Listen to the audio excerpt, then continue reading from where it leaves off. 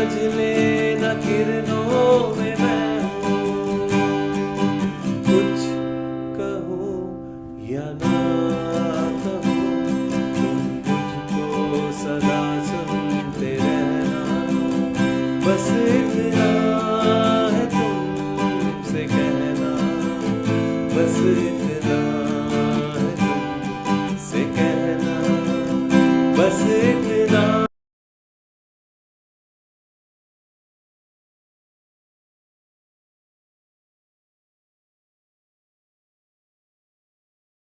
Hello everyone and welcome back to the channel. My name is Akshay और आप देख रहे हैं माय गिटार मेथड्स पे एक और song lesson.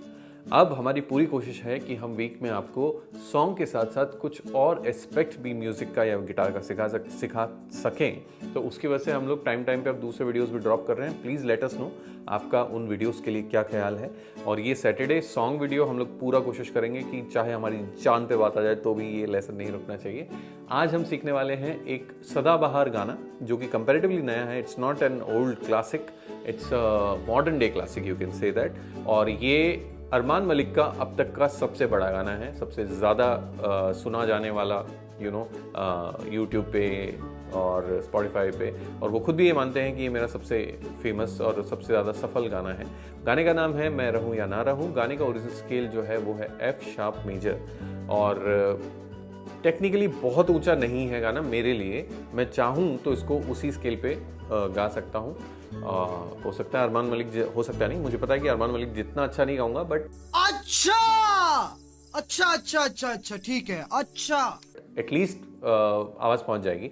But I wanted you to get this song specifically on capo so that आप लोग अपनी आवाज़ के हिसाब से कैपो एडजस्ट कर और इस गाने को गा सकें। अब से हमारी अप्रोच थोड़ी सी इस प्रकार से हो गई है कि हम चाहते हैं कि आप अपनी स्केल में गाना गा पाएँ। अब ये पॉसिबल नहीं है कि मैं एक ही गाने में 4 तरीके की स्केल में ये गाना आपको गा के बताऊँ, तो इसलिए हम ज़्यादातर ओपन पोजीशंस कैपो का यूज़ करना स्टार्ट कर रहे हैं ताकि आप लोग अपने हिसाब से डिसाइड कर पाएँ एज ए मेल और फीमेल कि आपके लिए कैपो का पोजीशन क्या होना चाहिए। प्लीज़ कैपो के साथ एक्सपेरिमेंट कीजिए और मुझे बताइए। आज के गाने में भी मैंने गाया, मैं अपनी सिंगिंग पे बिल्कुल भी प्राउड नहीं हूँ, लेकिन पता नहीं पिछले 10 गाने लगातार ऐसे गए हैं जिस पे कॉपीराइट आया है। कीजिएगा, ये ठीक नहीं हो रहा सर, आप गलत कर रहे हैं सर। मैं गलत नहीं कर रहा हूँ, ये मत करो आप। देखिए मैं खुल के बोल रहा हूँ सर, सॉरी, क्षमा चाहते। या तो हम बहुत ही ज़्यादा एक्यूरेट कॉर्ड सीक्वेंस दे रहे हैं आप लोगों को जिसके लिए हमें बहुत प्राउड फील होना चाहिए, और या फिर पता नहीं कि यूट्यूब के एल्गोरिथम के साथ क्या कुछ गड़बड़ है जो मेरी आवाज़ को भी इतना ज़्यादा सुरीला मानकर और उस सेम गाने से रिलेट करके हमें कॉपीराइट दे दिया जाता है। तो टेक्निकली अभी थोड़ा सा डाउन चल रहा है, रीच भी डाउन हो जाती है जब कॉपीराइट आता है। तो आई वुड रिकमेंड कि अगर आपने अभी तक सब्सक्राइब नहीं किया है तो please subscribe the channel, like the video and share the video. चलिए अब काफ़ी बातें हो गई, अब एक एक करके गाना प्रॉपर्ली सीखना शुरू करते हैं। आज का ये गिटार लेसन बनाने के लिए हमने यूज़ किया है केडेंस का A06 अकॉस्टिक गिटार। ये गिटार कोई नया प्रोडक्ट नहीं है केडेंस के लाइनअप में, बल्कि पुराने मॉडल को इन्होंने हाईली अपग्रेड कर दिया है। पुराने के साथ कंपेयर किया जाए तो जहां पुराने A06 की बॉडी एक ग्रैंड ऑडिटोरियम बॉडी थी, यहाँ इन्होंने एक कट अवे ऐड कर दिया है जिससे कि आखिरी के जो हमारे फ्रेट्स होते हैं उन तक रीच बेटर हो जाएगी अब हमारी। उसके अलावा बात की जाए तो यहाँ आपको जो टॉप मिलता है वो है ऐश वुड का और साइड्स और बैक हैं ज़ेब्रा वुड की। यहाँ पे आप बहुत ही अच्छी क्वालिटी की ट्यूनिंग कीज देख सकते हैं। नेक और हेड स्टॉक के बीच में एक वेल्यूट दिया गया है जो कि गिटार के गिरने पर उसके डैमेज को काफ़ी हद तक लिमिट करता है।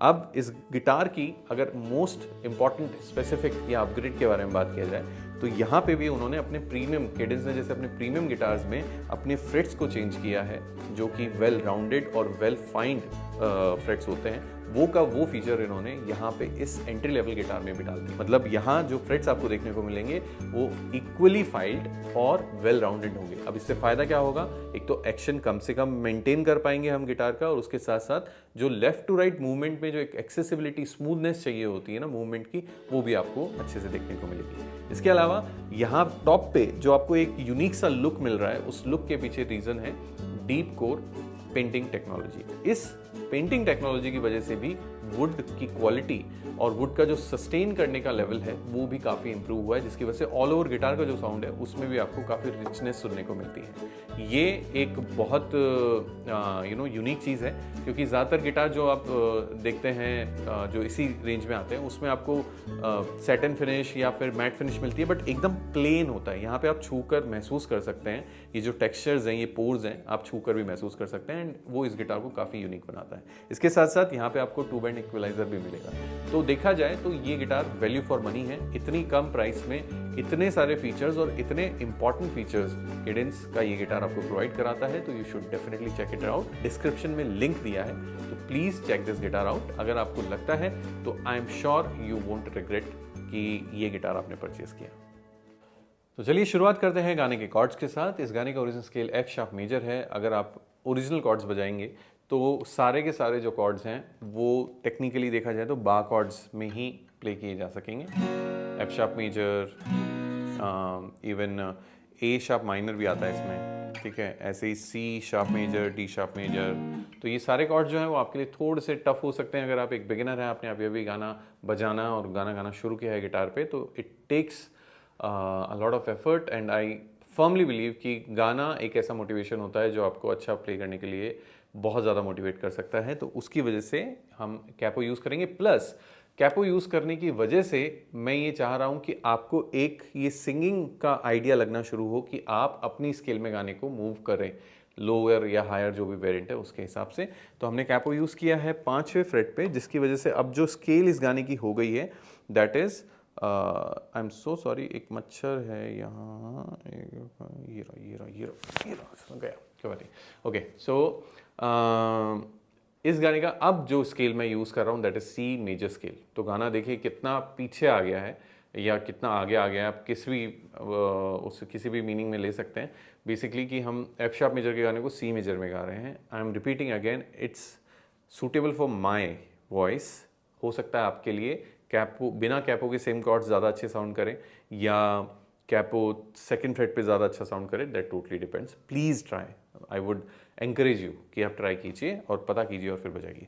चलिए स्टार्ट करते हैं। सबसे पहला कॉर्ड जो आपको शेप आनी चाहिए that is G open chord, जो हम कुछ इस तरीके से प्ले करते हैं।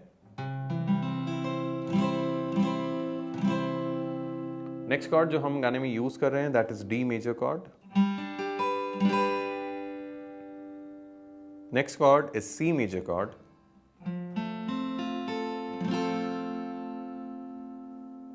और आखिरी कॉर्ड जो गाने में यूज कर रहे हैं ए माइनर कॉर्ड, आखिरी नहीं है। अब फाइनली आखिरी कॉर्ड जो हम गाने में यूज कर रहे हैं वो है ई माइनर कॉर्ड। ठीक है, तो ये 5 कॉर्ड्स हुए टेक्निकली जो हम गाने में अलग अलग सीक्वेंस में यूज़ कर रहे हैं। अगर आप नए हैं प्लीज़ मेक श्योर कि आप पहले इन शेप्स का प्रैक्टिस कीजिए, कैपो को अच्छे से लगाइए। कैपो कई बार लगाने में हम बहुत गलती कर देते हैं जिसकी वजह से साउंड में बहुत बज़ आता है, तो मेक श्योर कीजिए कि आपका कैपो लगने के बाद सारी स्ट्रिंग ओपन में इस तरीके से साउंड कीजिए। ठीक है, अब बात करेंगे पिकअप नोट की। पिकअप नोट क्या होता है? पिकअप नोट ऐसी फ्रीक्वेंसी जिससे आपका गाना स्टार्ट होगा।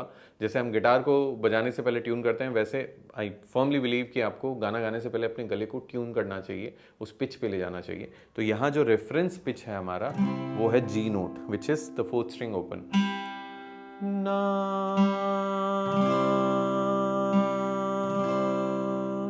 ओके, मैं रहूं या ना रहूं, तुम मुझ में सदा बाकी रहना, ऐसा ही कुछ है। ठीक है, मैंने कैसे गा दिया आई डोंट नो। ठीक है, तो I hope you got the idea. इस पिच पे आवाज़ मिलाइए एंड देन गाना शुरू कीजिए। स्ट्रमिंग पैटर्न की बात अब करते हैं।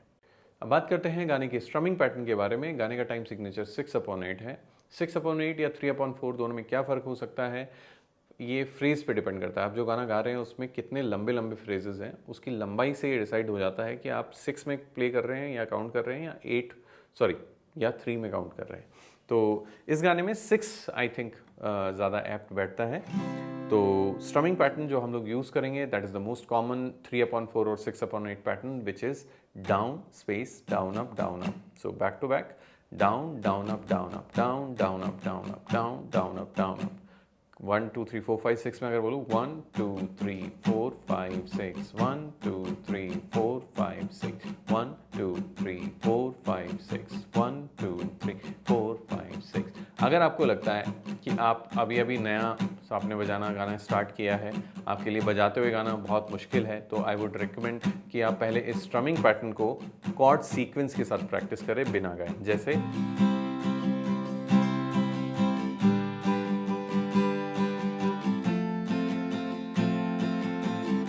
जब लगे कि ये स्मूथनेस आपने अचीव कर ली है कि आप कॉर्ड्स आराम से चेंज कर पा रहे हैं, आपको बहुत ज़्यादा ब्रेक लेने की ज़रूरत नहीं पड़ रही है एक कॉर्ड से दूसरे कॉर्ड पे जाने के लिए, स्ट्रमिंग चेंज नहीं हो रही है, फिर आप सिंगिंग के साथ ऐड करें तो ज़्यादा बेटर होगा। ठीक है, प्ले थ्रू को ध्यान से देखिए और लैंडिंग्स देखिए कि कौन से वर्ड पे मैंने कौन सा कॉर्ड रखा है, वो भी बहुत इंपॉर्टेंट होता है।